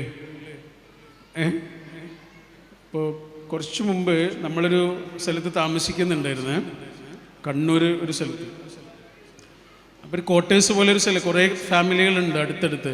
അപ്പോൾ നമ്മുടെ കൂടെയുള്ള ഒരാൾ ഉപ്പ ഒരു ക്വാർട്ടേഴ്സിൻ്റെ മുന്നിലൂടെ ഇങ്ങനെ പോകുന്ന സമയത്ത് ആ ക്വാർട്ടേഴ്സിൻ്റെ ജനലിൽ ഒരാളിങ്ങനെ മുട്ടുന്നുണ്ട്. അപ്പോൾ അതിൻ്റെ ഉള്ളിലൊരാളുണ്ട്.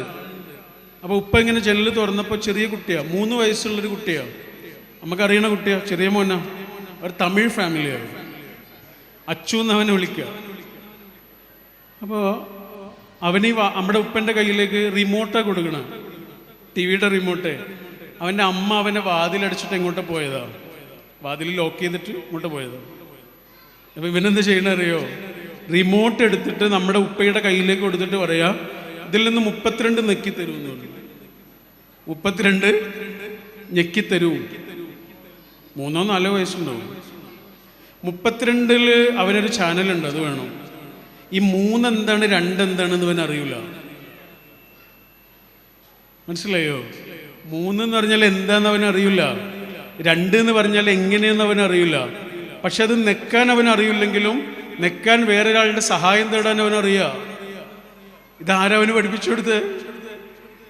പണ്ട് ഒരു 10 വയസ്സുള്ളൊരു കുട്ടിയുടെ ബുദ്ധി, പ്രായോഗിക ബുദ്ധി കേട്ടോ, അറിവ് എന്നുള്ള അർത്ഥത്തിലല്ല, പ്രായോഗിക ബുദ്ധി ഇന്നൊരു 3-4 വയസ്സുള്ള കുട്ടിക്കുണ്ട്. മനസ്സിലായില്ലേ? അവർ കുട്ടിയോട് ഇന്ന് പെരുമാറുമ്പോൾ, മുതിർന്ന ഒരാളോട് പെരുമാറുമ്പോൾ എങ്ങനെയാണോ അത്രയും ശ്രദ്ധയോടെ നമ്മൾ പെരുമാറേണ്ടി വരും. ഞാൻ എൻ്റെ വാക്കുകൾ ചുരുക്കാം. നിങ്ങൾ ഉദ്ദേശിച്ച കാര്യം തന്നെയാണ് ഞാൻ പറയണതെന്ന് എനിക്ക് മനസ്സിലായില്ല. നല്ല ചോദ്യമായിരുന്നു അത്. ഒറ്റ കാര്യം മാത്രം പറയാം. ഒരു കുഞ്ഞിനെ സംബന്ധിച്ചിടത്തോളം ഇപ്പം നമ്മൾ ഈ പാരൻറ്റിങ് ക്ലാസ്സുകളും മറ്റൊക്കെ ഉണ്ടാവുമല്ലോ. പാരൻറ്റിങ് ക്ലാസ്സിലൊക്കെ മിക്കവാറും എന്താ പറയുക, കുട്ടികളോട് എന്താണ് ചെയ്യേണ്ടത് എന്നാണ് പറയുക, അല്ലേ? കുട്ടികളോട് എങ്ങനെയാണ് നിൽക്കേണ്ടത്, എന്താണ് ചെയ്തു കൊടുക്കേണ്ടത് എന്നാണ് പറയുക. അതൊക്കെ ആ ക്ലാസ് കേട്ടാൽ അറിയാം കേട്ടോ. ഞാനൊരു കാര്യം പറയാം, എന്താണ് കുട്ടികളോട് ചെയ്യാൻ പാടില്ലാത്തതെന്ന് പറയാം.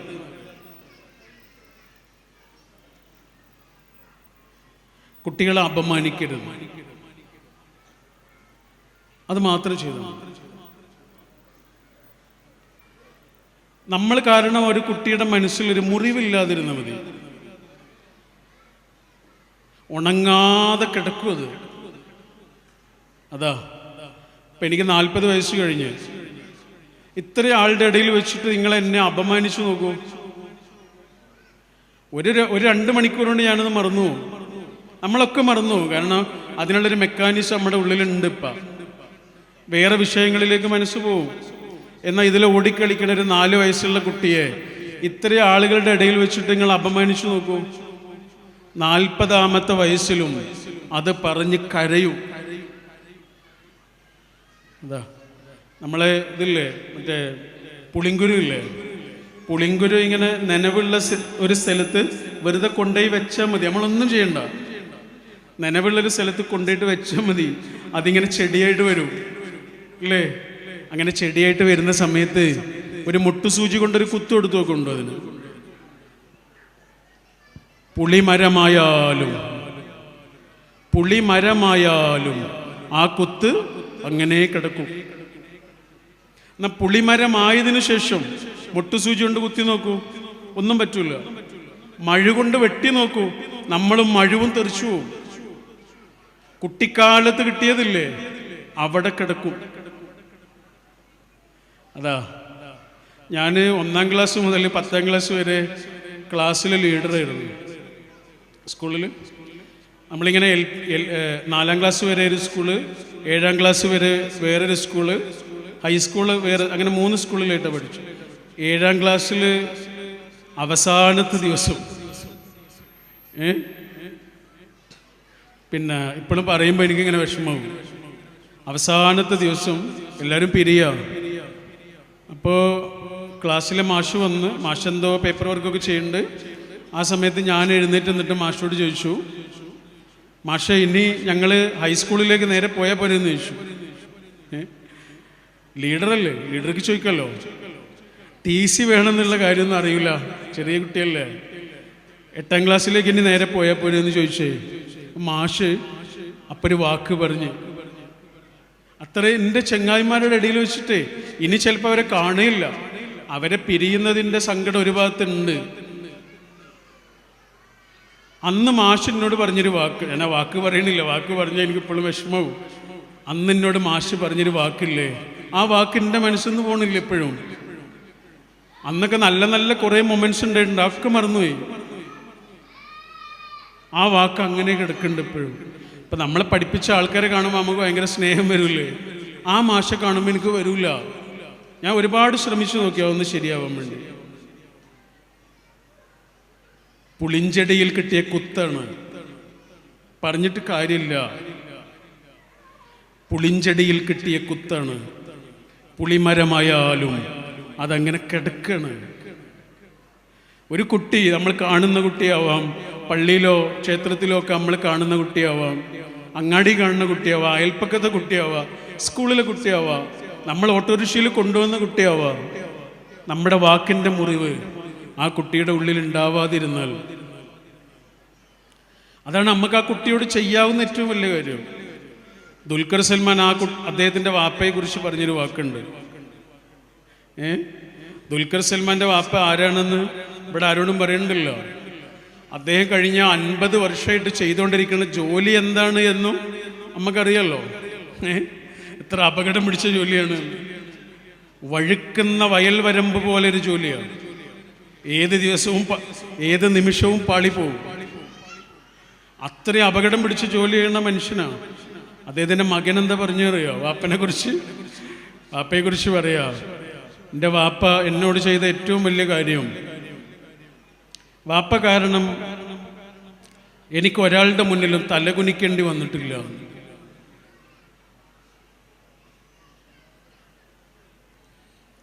പത്മശ്രീ കിട്ടിയ മനുഷ്യനാണ്, അതിൻ്റെ മുകളിലാണ് ഈ വാക്ക്.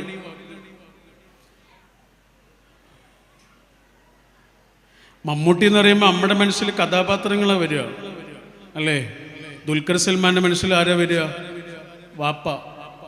ആ വാപ്പയെ കുറിച്ചൊരു മകനെ പറയണ, ഒരാളെ മുന്നിൽ എനിക്ക് തലകുനിക്കേണ്ടി വന്നിട്ടില്ല, എനിക്കൊരു അപമാനം എൻ്റെ വാപ്പ കാരണം ഉണ്ടായിട്ടില്ല. സത്യമതാ. ഒരു കുഞ്ഞിന് ആ കുഞ്ഞിൻ്റെ ചുറ്റുപാടുള്ള ഏതൊരു മനുഷ്യനിൽ നിന്നും കിട്ടാവുന്ന ഏറ്റവും വലിയ കാര്യം എന്ന് പറയുന്നത് നമ്മുടെ വാക്ക് കൊണ്ട്, നമ്മുടെ പ്രവൃത്തി കൊണ്ട്, നമ്മുടെ സമീപനം കൊണ്ട് ആ കുട്ടിയുടെ ഉള്ളിൽ ഉണങ്ങാത്ത ഒരു മുറിവ് നമ്മൾ ഉണ്ടാക്കാതിരിക്കുക എന്നുള്ളതാണ് ഏറ്റവും വലിയ കാര്യം. ഇപ്പോഴത്തെ കുട്ടികൾ കുറച്ചുകൂടെ അവെയറായ കുട്ടികളാണ്. നേരത്തെ പറഞ്ഞ പോലെ ചെറുപ്പത്തിലെ ഇൻഡിവിജ്വലാണ്. നമുക്കൊരു 16-17 വയസ്സൊക്കെ ആകുമ്പോഴാണ് ഒരു വ്യക്തിത്വം വരുന്നത്. ഇപ്പോഴത്തെ കുട്ടികൾക്ക് കുറച്ചുകൂടെ നേരത്തെ വരുന്നുണ്ട്. എല്ലാ അർത്ഥത്തിലും അവർ കുറച്ചുകൂടെ ഇൻഡിവിജ്വലായ ഒരാളാണ്. അതുകൊണ്ടാണ് അതിന് പല കാരണങ്ങളുണ്ടാവുക. iPhone 7 പോലെ അല്ലല്ലോ iPhone 16 Pro അല്ലെങ്കിൽ iPhone 17. iPhone 7 പോലെ അല്ല iPhone 17. കാലത്തിനനുസരിച്ച് അതിൽ മാറ്റം വരുന്നുണ്ട്. കാലത്തിനനുസരിച്ച് പിറക്കുന്ന മനുഷ്യരുടെ തലച്ചോറിലും മാറ്റങ്ങൾ വരുന്നുണ്ട്. അവരുടെ പ്രായോഗിക പരിശീലനങ്ങളിലും മാറ്റങ്ങൾ വരുന്നുണ്ട്. അതിനനുസരിച്ച് നമ്മൾ മാറിയാലേ ഈ മനുഷ്യന്മാരെ നമുക്ക് ശരിയായ രീതിയിൽ പരിശീലിപ്പിക്കാൻ പറ്റുള്ളൂ. അപ്പം നമ്മൾ വളർത്തുന്നത് കുട്ടികളെയാണ്. സത്യത്തിലൊരു കുട്ടികളാണോ? കുട്ടികൾ ഇപ്പോഴാ, കുറച്ചു കാലം കഴിഞ്ഞ കുട്ടികളല്ല അല്ലേ? നമ്മൾ മരം നടുക എന്നാ പറയാ. മരമാണോ നടുന്നത്? ചെടിയല്ലേ നടുന്നത്? മരമാണോ നടുന്നത്? നമ്മൾ ചെടിയല്ലേ നടുന്നത്? ചെടി നടുക എന്നല്ല നമ്മൾ പറയാ, മരം നടുക എന്നാ പറയാ. അതന്നെ, നമ്മൾ വളർത്തുന്നത് കുട്ടികളെയല്ല, നമ്മൾ വളർത്തുന്നത് ഒരു മനുഷ്യനെയാണ്. ആയിരക്കണക്കിന് മനുഷ്യരിലേക്ക് കടന്നു ചെല്ലാനിരിക്കുന്ന ഒരു മനുഷ്യൻ, എത്രയോ ചങ്ങാതിമാർക്ക് ചങ്ങാതിയാകുന്ന ഒരാള്, ഡോക്ടറോ എഞ്ചിനീയറോ പത്രപ്രവർത്തകനോ ടാക്സി ഡ്രൈവറോ മാഷോ ടീച്ചറോ ഒക്കെ ആകാനിരിക്കുന്ന ഒരു മനുഷ്യന്. അതാ നമ്മൾ വളർത്തുന്നത് ഒരു മനുഷ്യനെയാണ്. നമ്മുടെ ബന്ധങ്ങളിൽ എത്രയൊക്കെ ഇല്ലാന്ന് നമ്മൾ പറഞ്ഞാലോ, ഏറ്റവും വില്ലനായിരിക്കുന്ന സാധനം അതന്നാണ്. പാതിരാത്രിയിലും കെട്ടുപോകാത്ത ഒരു നീല വെളിച്ചം. നമ്മുടെ ബന്ധങ്ങൾക്കിടയിലെ എത്രയെത്ര വെളിച്ചങ്ങളെയാണ് ഇല്ലാതെയാക്കുന്നത് എന്ന് വെറുതെ ഇരിക്കുമെന്ന് ആലോചിച്ച് നോക്കുള്ളൂ. പാതിരാത്രിയിലും കെട്ടുപോകാത്ത ഒരു നീല വെളിച്ചം, പാതിരാത്രിയിലും കെട്ടുപോകാത്ത ഒരു നീല വെളിച്ചം നമ്മുടെ ഇടയിലെ എത്രയെത്ര വെളിച്ചങ്ങളെയാണ് പതുക്കെ ഇങ്ങനെ കെടുത്തിക്കളയുന്നത് എന്ന് വെറുതെ ആലോചിച്ച് നോക്കുള്ളൂ. ഒരു കുട്ടിയും സ്വന്തമായി പൈസ ചെലവാക്കിയിട്ട് അങ്ങാടി പോയിട്ട് ഫോണ് വാങ്ങിയിട്ടുണ്ടാവില്ല. ഉണ്ടോ? അങ്ങാടി പോയിട്ട് ഫോണ് വാങ്ങിയിട്ട് അതിന് അഡിക്റ്റായ ഒരു കുട്ടി ഉണ്ടാവില്ല. ഉണ്ടോ? ഒരു കുട്ടിയില്ല. നമ്മൾ ഉണ്ടാക്കി കൊടുത്തതാണ്. നേരത്തെ പറഞ്ഞ പോലെ ഭക്ഷണം കഴിക്കുമ്പോൾ ഈ സാധനം ഒരു കുട്ടിക്ക് വേണമെങ്കിൽ ആ കുട്ടിക്ക് അങ്ങനെ ആരും ഉണ്ടാക്കി കൊടുത്തതാണ്. വളരെ ചെറിയ പ്രായത്തിൽ തന്നെ ആ കുട്ടി ഒരു കാര്യം മനസ്സിലായി. എന്താ? ആ കുട്ടി ഒരു കാര്യത്തിന് അടിമയായി. എത്ര ചെറിയ പ്രായത്തിലാണ് ആ കുട്ടിയുടെ ജീവിതത്തിലേക്ക് ഒരു ശീലം വന്നതെന്ന് ആലോചിച്ച് നോക്ക്. കുട്ടി ഉണ്ടാക്കിയാണോ? കുട്ടി ഉണ്ടാക്കിയല്ലല്ലോ. ഓക്കെ, നമ്മളിനി അത് പറഞ്ഞിട്ട് കാര്യമല്ല. നമുക്കൊരു ഓവർനൈറ്റ് കൊണ്ട് ഇത് ഇല്ലാതാക്കാനും പറ്റൂല. അത്രയേറെ അനിവാര്യമാണ് ഈ സാധനം. പക്ഷെ നമുക്കിനി ആകെ ചെയ്യാൻ പറ്റുന്നൊരു കാര്യമുണ്ട്. അതെന്താണെന്നറിയോ? ഇപ്പോൾ ഫോണ് നമ്മുടെ കയ്യിലേക്ക് ഇങ്ങനെ എടുക്കുമ്പോൾ, ഇപ്പം ഞാൻ ഈ ഫോണ് കയ്യിലേക്ക് എടുത്തത് 8:32 കയ്യിലേക്ക് എടുത്തത്. 8:32. ഇനി ഞാൻ തുടങ്ങുകയാണ്, എൻ്റെ സെർച്ചിങ് തുടങ്ങുകയാണ്. ഞാൻ പലയിടങ്ങളിലേക്കും ഇങ്ങനെ പോവുക. ഇനി ഞാൻ എപ്പോഴാണ് ഇത് താഴെ വെക്കുക? അതിനൊരു സമയമില്ല. അതാ, ആരെങ്കിലും വിളിക്കുമ്പോൾ, അല്ലെങ്കിൽ ഫോണിൽ ബാറ്ററി കുറയുമ്പോൾ, അല്ലെങ്കിൽ റേഞ്ച് പോകുമ്പോൾ, അല്ലെങ്കിൽ എങ്ങനെ എന്തെങ്കിലുമൊക്കെ ഉണ്ടെങ്കിൽ താഴെ വെക്കുന്നല്ലാതെ നമ്മളിത് വെക്കണില്ലല്ലോ. ഡിസിപ്ലിൻ എന്ന് പറയുന്നത് എന്താണെന്നറിയോ? എടുക്കാനൊരു സമയമുള്ളതുപോലെ തിരിച്ചു വെക്കാനും ഒരു സമയം നിർണയിക്കലാണ് അച്ചടക്കം എന്ന് പറയുന്നത്. അങ്ങനെ ഒരു അച്ചടക്കം നമ്മുടെ കുട്ടികളുടെ ജീവിതത്തിൽ ഉണ്ടാക്കാൻ പറ്റുന്ന പാരൻസ്, വിജയികളായ പാരൻസ്, അവർ വളരെ ചെറുപ്പത്തിൽ തന്നെ കുട്ടികൾക്കൊരു കാര്യം പഠിപ്പിച്ചു കൊടുത്തു, ഡിസിപ്ലിൻ. ഫോണ് കൊടുക്കുമ്പോൾ തന്നെ പറയാ 15 മിനിറ്റ് കഴിഞ്ഞാൽ തിരിച്ചു തരണേ. ആ 15 മിനിറ്റ് കഴിയുമ്പോൾ നമ്മൾ ചോദിക്കുന്നതിന് മുമ്പ് ആ ഫോണും കൊണ്ട് കുട്ടി ഇങ്ങനെ വരുന്നുണ്ടെങ്കിൽ അതിൻ്റെ അർത്ഥം ആ പാരൻസ് ആ കാര്യത്തിൽ വിജയിച്ച പാരൻസായി എന്നുള്ളതാണ്. അത്രയും ചെയ്യാൻ പറ്റുള്ളൂ. ഇത് കൊടുക്കാതിരിക്കാൻ ചിലപ്പോൾ പറ്റണമെന്നില്ല, കൊടുക്കാതിരിക്കാൻ ചിലപ്പോൾ പറ്റണമെന്നില്ല, കൊടുക്കാതിരിക്കേണ്ട ആവശ്യമില്ല, കൊടുക്കുകയാണ് വേണ്ടത്. അതേസമയം ആ കുട്ടിക്കൊരു കാര്യം കൂടി പഠിപ്പിച്ചു കൊടുക്കലാണ്. എന്ത്? ഡിസിപ്ലിൻ. നമ്മളിപ്പോൾ ഞാനിതിലെങ്ങനെ നടക്കുക, ഈ വഴിയിലൂടെ ഇങ്ങനെ നടക്കുന്ന സമയത്ത്, ഈ സ്റ്റേജിലൂടെ ഇങ്ങനെ നടക്കുന്ന സമയത്ത് ഇവിടെ ഞാൻ ചവിട്ടുമ്പോൾ ഞാൻ താഴേക്ക് വീണുപോയാൽ എങ്ങനെ ഉണ്ടാവും? അവിടെ ഒരു ചതിക്കുഴി ഉണ്ടാവും. കണ്ട മനസ്സിലാവില്ല, പക്ഷെ അതൊരു ചതിക്കുഴിയായിരുന്നു. ഞാൻ ചവിട്ടിയിട്ട് താഴെ മറിഞ്ഞുപോയി, വീണുപോയി. അത്ര കോടിക്കണക്കിന് ചതിക്കുഴികൾ ഒളിഞ്ഞിരിക്കുന്നൊരു സാധനമാണ്. അതാണ് നേരത്തെ പറഞ്ഞ പാതിരാത്രിയിലും കെട്ടുപോകാത്തൊരു നീല വെളിച്ചം. ഉറങ്ങുന്നതിന് മുമ്പ് 1 മണിക്കൂർ മുമ്പെങ്കിലും എല്ലാ സ്ക്രീനിൻ്റെ ലൈറ്റും ഓഫാക്കണം എന്നാണ്. എന്നാലേ ഒരാൾക്ക് നല്ല ഉറക്കം വരുള്ളൂ. അല്ലെങ്കിൽ വരില്ല, ഉറക്കം കിട്ടില്ല. 1 മണിക്കൂർ വേണ്ട, ഒരു അരമണിക്കൂർ മുമ്പെങ്കിലും ഇത് ഷട്ട് ഡൗൺ ചെയ്യാൻ നമുക്ക് പറ്റുന്നില്ലേ? പിന്നെ നമ്മൾ ആരെയാ കുറ്റം പറയുന്നത്? അതാ. അപ്പം ഇതിലിനി ആകെ ചെയ്യാൻ പറ്റുന്ന കാര്യം ഡിസിപ്ലിനാണ്. ഇത് കയ്യിലെടുക്കുന്ന സമയത്ത് നമ്മൾ ഹോട്ടലിലേക്ക് ഒരുമിച്ചിരുന്ന് ഭക്ഷണം കഴിക്കാൻ പോവാ. ഒരുമിച്ചിരുന്ന് ഭക്ഷണം കഴിക്കുന്ന സമയത്ത് അനിവാര്യമല്ലെങ്കിൽ ഈ സാധനം എടുക്കുകയോ ചെയ്യരുത്. ഈ സാധനം എടുക്കുകയേ ചെയ്യരുത്. മുന്നിലിരിക്കുന്ന ആളോട് സംസാരിച്ചൂടെ? നമുക്ക് അനിവാര്യമായ കാര്യങ്ങളുണ്ടെങ്കിൽ നമുക്ക് എടുത്തേ പറ്റുള്ളൂ. ഒരാവശ്യമില്ലേ, അത്യാവശ്യമൊന്നുമില്ലേ, താഴെ വെക്കാൻ കഴിയുന്നൊരു ഡിസിപ്ലിനുണ്ട്. പാതിരാത്രി ഏറ്റവും പ്രിയപ്പെട്ട മനുഷ്യൻ്റെ കൂടെ ഉറങ്ങാൻ കിടക്കുമ്പോൾ ഈ സാധനം താഴെ വെക്കാൻ കാണിക്കുന്നൊരു ഡിസിപ്ലിനുണ്ട്. ആ ഡിസിപ്ലിനാണ് നമുക്ക് കൊണ്ടുവരാൻ പറ്റുള്ളൂ. സാധനം ഇല്ലാതാക്കാൻ പറ്റില്ല, ഇതില്ലാതാക്കാൻ പറ്റില്ല. ഡിസിപ്ലിൻ, അച്ചടക്കം. അതാണ് അവർ പറഞ്ഞ കുട്ടികൾക്കൊരു സമയം നിശ്ചയിച്ചു എന്ന് പറഞ്ഞില്ല. ആ സമയം നിശ്ചയിക്കുക എന്നുള്ളത് മാത്രമാണ് കൊടുക്കാനുള്ളത് പോലെ തിരിച്ചു തരാനും എടുക്കാനുള്ളത് പോലെ താഴെ വെക്കാനും നമുക്കൊരു സമയം നിശ്ചയിക്കുക എന്നുള്ളത് മാത്രമാണ് ഇനി നമുക്ക് ചെയ്യാനുള്ളത്. എഴുത്താണ് ഏറ്റവും ഇഷ്ടത്തോടെ ചെയ്യുന്ന കാര്യം. മൈക്ക് പിടിക്കുമ്പോൾ എപ്പോഴും പേടിയാ, ഇതെങ്ങനെ ഒന്ന് പറഞ്ഞു തീരുക എന്നുള്ള പേടി. പ്രസംഗം പ്രസവം പോലെ എന്ന് പറയാം. അതുകൊണ്ട് ഇംഗ്ലീഷിൽ രണ്ടിനും ഒരേ വാക്ക പറയാം. എന്താ? ഡെലിവറി എന്ന് പറയാം, ഡെലിവേർഡ് എ സ്പീച്ച് എന്ന് പറയാം. കാരണം പ്രസംഗവും പ്രസവവും ഇത് കഴിഞ്ഞ് കിട്ടുന്ന വരെയുള്ളൊരു സംഭവമുണ്ട്. അത് നിങ്ങൾക്ക് മനസ്സിലാവില്ല. നിങ്ങൾ വിചാരിക്കും നമ്മൾക്കൊരു ടെൻഷനും ഇല്ല എന്നൊക്കെ വിചാരിക്കും. കയറി വരുമ്പോഴേ ടെൻഷനാണ്. നമ്മുടെ പ്രോഗ്രാമൊക്കെ ചാർട്ട് ചെയ്യുന്ന ഒരാൾ ഇവിടെ ഉണ്ട്, അജുണ്ട്. അജുനോട് ചോദിച്ചാൽ അറിയാം. ഞാനും മാക്സിമം പോകാതിരിക്കാനാണ് ശ്രമിക്കുക പരിപാടികൾക്ക്. കാരണം എനിക്ക് അത്രയും സ്ട്രെസ്സുള്ള കാര്യം. പക്ഷെ പേനോണ്ട് എഴുതുക അറിയണ ഭയങ്കര ഇഷ്ടപ്പെട്ട കാര്യമാണ്. ഇപ്പോൾ നമ്മൾ പറയണ സമയത്ത് ഒരു വാക്ക് പറഞ്ഞ് അടുത്ത വാക്ക് ഉടനെ പറയണം. എഴുതുമ്പോഴോ ഒരു വാക്ക് എഴുതി അടുത്ത വാക്ക് അടുത്ത കൊല്ലം എഴുതിയാലും മതി. അങ്ങനെ ഒരു സ്വാതന്ത്ര്യം ഉണ്ടായതുകൊണ്ട് എഴുത്താണ് ഭയങ്കര പ്രിയപ്പെട്ട കാര്യം. ഞാൻ അവർ ചോദിച്ച ചോദ്യത്തിന് ഉത്തരം പറഞ്ഞിട്ട് നമ്മുടെ പരിപാടി അവസാനിപ്പിക്കാം കേട്ടോ. പുസ്തകത്തിൻ്റെ പേര് അവർ തൊട്ടു നീ തലോടി എന്നാണ്. എല്ലാവരും എന്നെ തൊടുകയാണ് ചെയ്തത്, നീ തൊടുകയല്ല ചെയ്തത്, നീ എന്നെ തലോടി. അതുകൊണ്ട് ഞാനത് മറക്കൂല. അതാണ്. കുറച്ച് മാസങ്ങൾ ഒരു 2 മാസമായിട്ടുണ്ടാവും നമ്മൾ ഒരു സ്ഥലത്തേക്ക് പോയി. ഉസ്ബെക്കിസ്ഥാൻ എന്ന് പറയുന്നൊരു രാജ്യത്തേക്കാണ് പോയത്. കുറച്ച് നമ്മുടെ സുഹൃത്തുക്കൾ ഉണ്ടായിരുന്നു.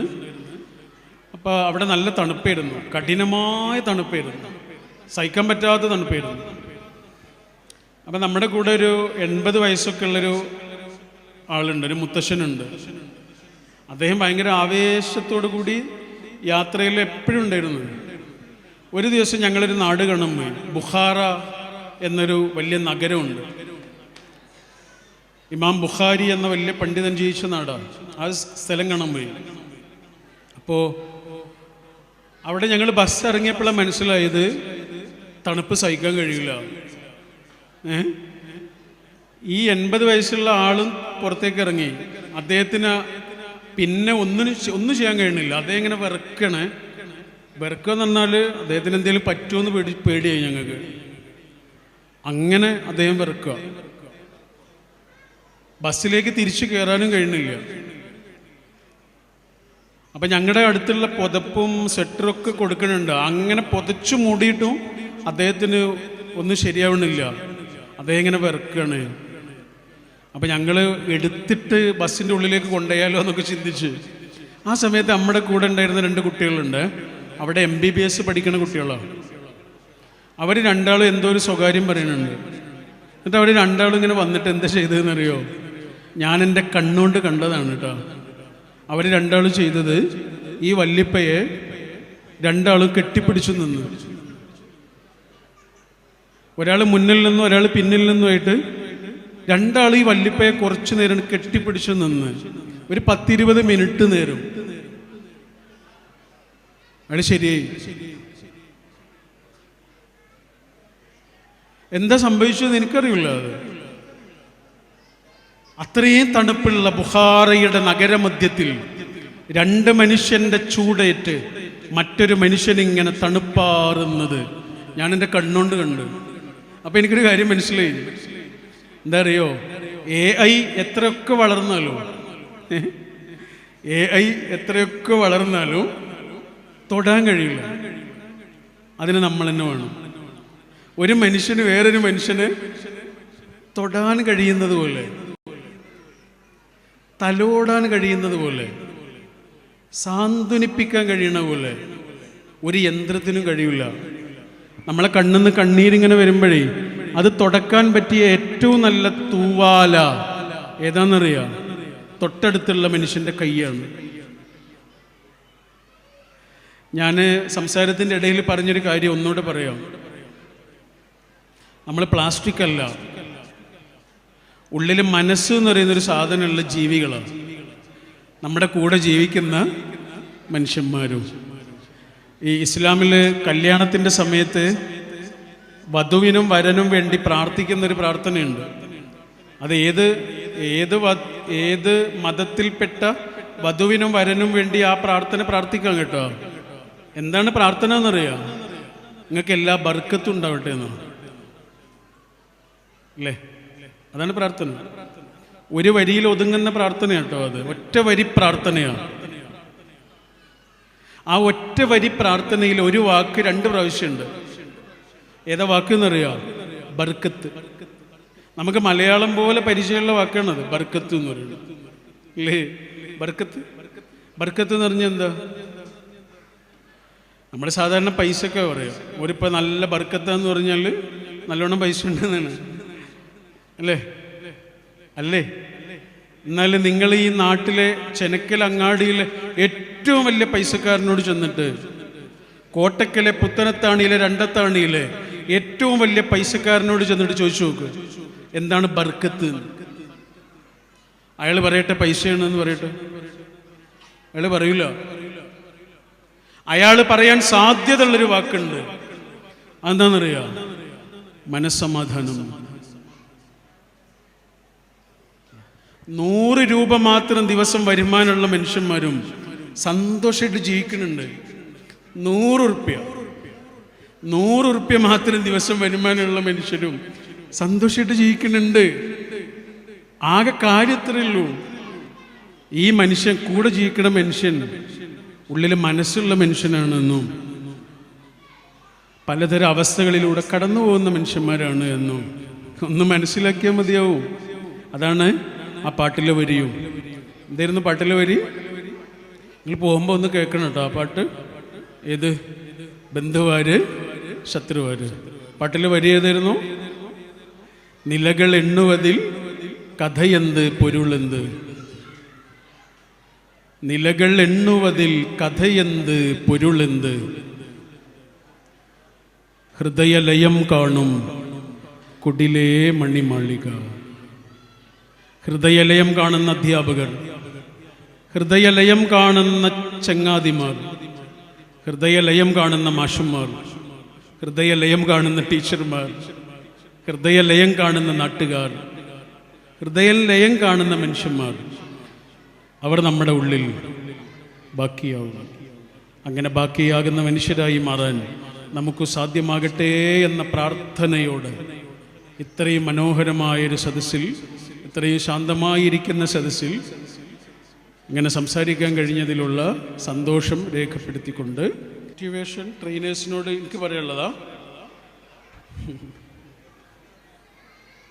അവരോട് എന്താ പറയല്ലേ, പ്രസംഗം കുറച്ച് മതി, ബാക്കിയൊക്കെ പ്രവർത്തിക്കുക എന്നുള്ളതാണ് എനിക്ക് പറയാനുള്ളത്. പ്രസംഗം വളരെ കുറച്ച് മതി, വാക്കുകൾ വളരെ കുറച്ച് മതി, അത്യാവശ്യമുള്ള സമയത്ത് മാത്രം മതി. അതിലേറെ മനോഹരമായി വാക്കിനേക്കാൾ ഉച്ചത്തിൽ നമ്മുടെ കർമ്മങ്ങൾക്ക് ഒരു മുഴക്കമുണ്ട്. ആ മുഴക്കമാണ് കുറച്ചുകൂടെ മനുഷ്യരുടെ മനസ്സിൽ ബാക്കിയാവുക. മറ്റതൊക്കെ ഒരു യാന്ത്രികമാവും. ഇപ്പം മൈക്ക് പിടിച്ച് നമ്മൾ സംസാരിക്കുമ്പോൾ അതിൽ വളരെ യാന്ത്രികത വരും. ഇപ്പം പറയാനുള്ള ഒരാളായി നമ്മൾ മാറും. നമ്മളത് ചെയ്യൊന്നുമില്ല. അപ്പം നേരത്തെ ഞാൻ നിങ്ങളോട് പറഞ്ഞ് ഉറങ്ങുന്നതിന് മുമ്പ് ഫോണ് താഴെ വെക്കണം 1 മണിക്കൂർ മുമ്പേ എന്ന് പറഞ്ഞിട്ട് ഞാനത് ചെയ്യുന്നില്ലെങ്കിൽ പിന്നെ ഞാനത് പറയണെന്തിനാ? ഞാനത് ചെയ്യുന്നുണ്ടെങ്കിൽ പറഞ്ഞാൽ മതി. ചെയ്യുന്നതുകൊണ്ടാണ് ഞാൻ പറഞ്ഞത്. നമ്മൾ അങ്ങാടിയിലേക്ക് ചെന്നാൽ പൂക്കൾ വിൽക്കുന്ന ആളുകളെ കണ്ടില്ലേ? പാളയത്തൊക്കെ ഉണ്ടാവും, ക്ഷേത്രങ്ങളുടെ മുന്നിലൊക്കെ ഉണ്ടാവും പൂക്കൾ വിൽക്കുന്ന ആളുകൾ. അവരത് വാസനിച്ചോക്കാറില്ല. അവർക്കത് വിൽക്കാനുള്ള സാധനമാണ്. ഇതേപോലെ ആകരുത് എന്നാണ് എനിക്ക് ആകെ പറയാനുള്ളത്. ഇത് വിൽക്കാനുള്ള സാധനമല്ല, ഇത് പറയാനുള്ള സാധനമല്ല, ഇതിങ്ങനെ ആസ്വദിക്കാനുള്ള സാധനം. അപ്പം നമ്മുടെ എക്സ്പീരിയൻസ് ആണ് പറയേണ്ടത്. അതാണ് കുറച്ചുകൂടെ നമ്മുടെ അറിവല്ല. ആ അറിവ് നമ്മുടെ എക്സ്പീരിയൻസ് ആവണം. ആ എക്സ്പീരിയൻസ് ആണ് ഷെയർ ചെയ്യേണ്ടത്, അല്ലാതെ അറിവല്ല ഷെയർ ചെയ്യേണ്ടത്. അറിവ് അവർക്ക് എവിടെ നിന്നും കിട്ടും. ആ അറിവ് നമ്മുടെ എക്സ്പീരിയൻസ് ആവണം, സ്വന്തം എക്സ്പീരിയൻസ്. ആ എക്സ്പീരിയൻസ് ആണ് നമ്മൾ ഷെയർ ചെയ്യേണ്ടത്. അപ്പം അത് നമ്മുടേത് മാത്രമാവും. അതിനൊരു സ്പെഷ്യാലിറ്റി ഉണ്ടാവും അല്ലേ? അറിവ് എല്ലാവർക്കും കിട്ടൂല്ലേ? ഗൂഗിളിൽ തിരഞ്ഞാൽ അറിവിനെ എക്സ്പീരിയൻസ് ആക്കിയിട്ട് അതാണ് ഷെയർ ചെയ്യുന്നത്.